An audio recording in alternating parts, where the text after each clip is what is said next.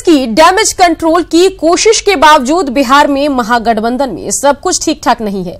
बयानबाजी की वजह से रिश्तों में एक बार फिर से तल्खी देखने को मिल रही है, लेकिन कोई पीछे हटने को तैयार भी नहीं दिख रहा है। ऐसे में सत्ता पक्ष को भी चुटकी लेने का मौका जरूर मिल गया है।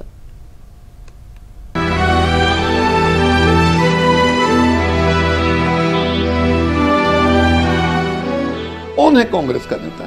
कांग्रेस का नेता राहुल गांधी है, प्रियंका गांधी है, अरे गहरे नत्थु करे नहीं है। तो बिहार कांग्रेस के नेता को आप किसे लगने में? किसको बिहार कांग्रेस का कौन देता है? आरजेडी के राष्ट्रीय उपाध्यक्ष का ये बयान वो भी तब जब कांग्रेस नीतीश को लेकर सॉफ्ट दिख रही है। इसके पहले तेजस्वी ने भी कांग्रेस नेताओं की हैसियत को लेकर सवाल उठाया था। बयानों से साफ है कि आरजेडी की नजर में प्रदेश कांग्रेस नेताओं की हैसियत क्या है, लेकिन अब कांग्रेस भी बर्दाश्त करने के मूड में नहीं। दिल्ली में मौजूदा प्रभारी प्रदेश अध्यक्ष ने संयम बरतने की नसीहत दी है। नीति में संयम और एक दूसरे का सम्मान और साथ में मर्यादा का भी ख्याल रखना चाहिए, तभी हम साथ मिलकर के एक मजबूत गठबंधन बना सकते हैं, मैं कह सकता हूं। एक तरफ एनडीए की सहयोगी दल सीट को लेकर बीजेपी पर प्रेशर बना रही है, जिसमें जेडीयू सबसे मुखर है, तो कुछ ऐसे ही हालात महागठबंधन में भी बनते दिख रहे। तभी तो कांग्रेस नीतीश के प्रति नरमी दिखाते हुए आरजेडी पर प्रेशर बना रही है।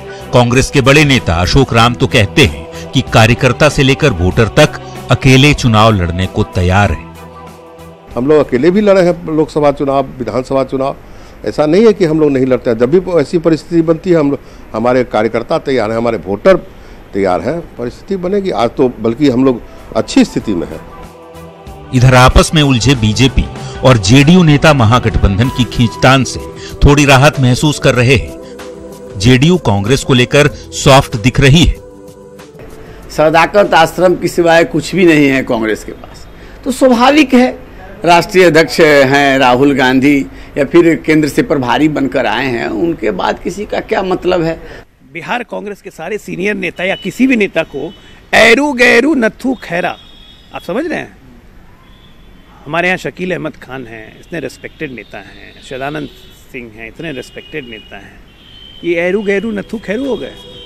बहरहाल राजनीति है, इसमें सीटों को लेकर गद्दी तक के लिए प्रेशर कोई नई बात नहीं, लेकिन जिस तरह से अपने सहयोगियों को औकात दिखाने का प्रचलन शुरू हुआ है, वो किसी भी गठबंधन के लिए सही नहीं है। आनंद अमृतराज, न्यूज़ 18 पटना।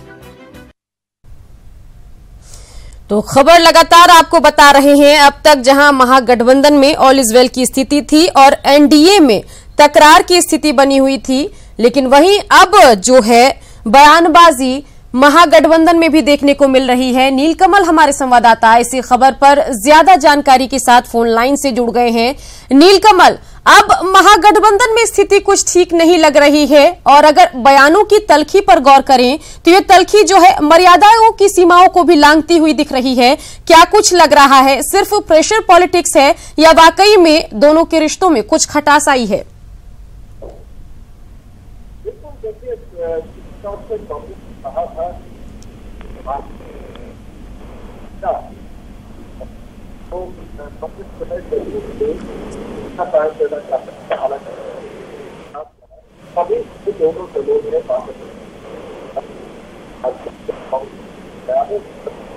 दल है आरजेडी और कांग्रेस, उनके बयानों में तल्खी देखी जा रही है। एक दूसरे को, उनको औकात जिसको कहा जाता है, एक शब्द है, वो बताने की कोशिश की जा रही है।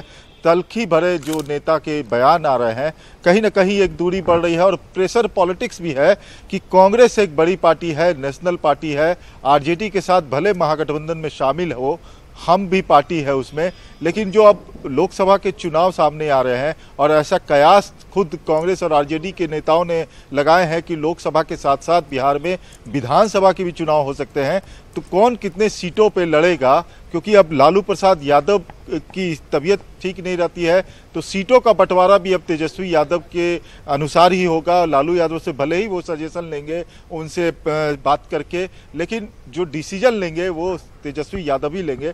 तो ऐसे में ये प्रेशर बनाया जा रहा है कि कांग्रेस चूंकि नेशनल पार्टी है, ऐसे में उनको ज्यादा सीट मिलनी चाहिए, ये जरूर रहेगा कांग्रेस की तरफ से।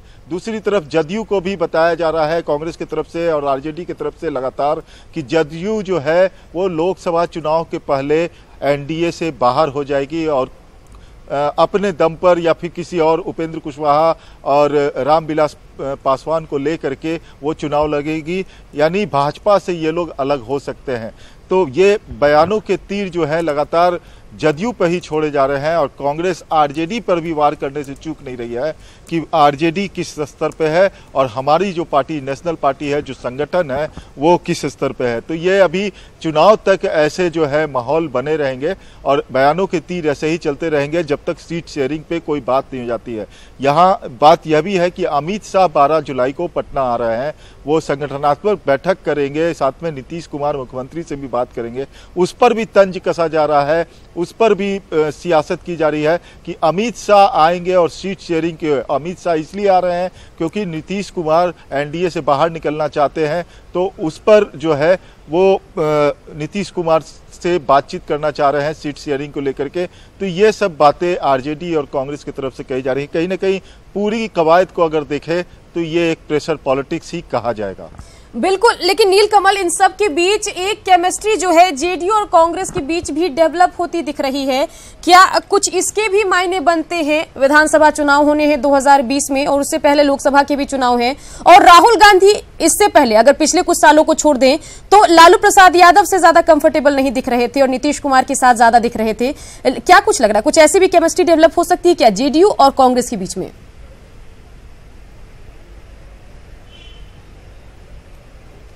बिल्कुल, देखिए, याद कीजिए सदन में वो जो ऑर्डिनेंस फाड़ा था राहुल गांधी ने, जो भ्रष्टाचार को लेकर के था, तो उससे ये झलक गया था कि कहीं ना कहीं, और ये भी याद कीजिए अगर थोड़ा पीछे जाएं हम लोग तो पीछे के अगर सीन को याद करें तो राहुल गांधी ऐसे शख्स रहे जिन्होंने मंच साझा नहीं किया था, बहुत बार मंच साझा नहीं किया था लालू यादव के साथ।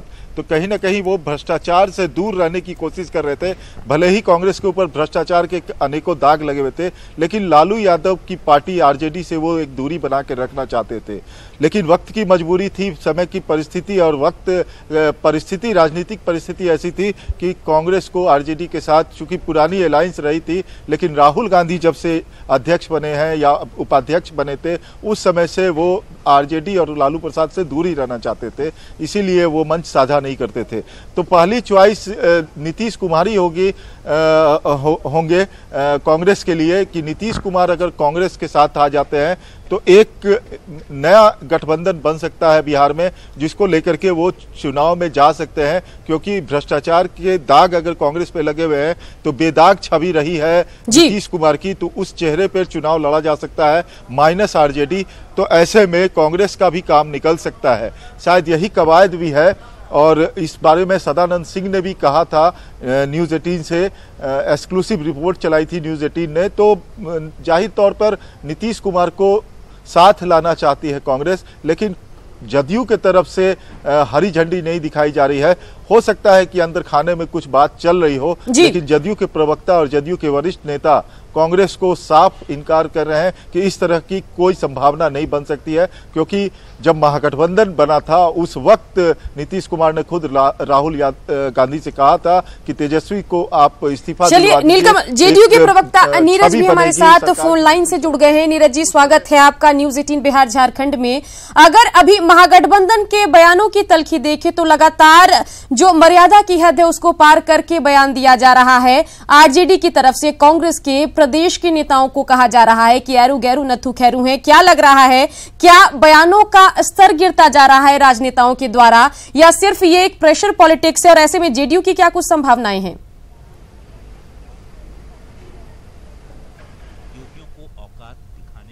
नीरज जी, आवाज मिल पा रही है? लेकिन राष्ट्रीय जनता दल का लंपटीकरण ही मैं लगातार आरोप लगाता रहा हूँ जी। तो ये तो स्वाभाविक है ना, बयान देना महत्वपूर्ण नहीं होता, बयान में भाषाई विकृति हो जाए तो स्वाभाविक रूप से बेचैनी है, हताशा है। अब बताइए, विपक्ष के नेता हैं, हैंडलिंग और क्लियरिंग एजेंट पे काम कर रहे थे, तो इस ढंग का जो आरोप प्रत्यारोप चलता है, लेकिन इसका मतलब यह नहीं है कि सीमा तक चले जाएं। जब कांग्रेस के नेता अपने आप को अखिल भारतीय कांग्रेस पार्टी के राष्ट्रीय पार्टी बताती है, उनके विधायक उनके नेता बयान दे रहे हैं तो ऐरू गैरू नत्थू तो कहा जा रहा है राजद के द्वारा। तो राजनीतिक औकात का एहसास करा दिया। संगति से गुण होता है, संगति से गुण याद। चलिए नीरज जी, न्यूज़ 18 से बातचीत के लिए आपका शुक्रिया।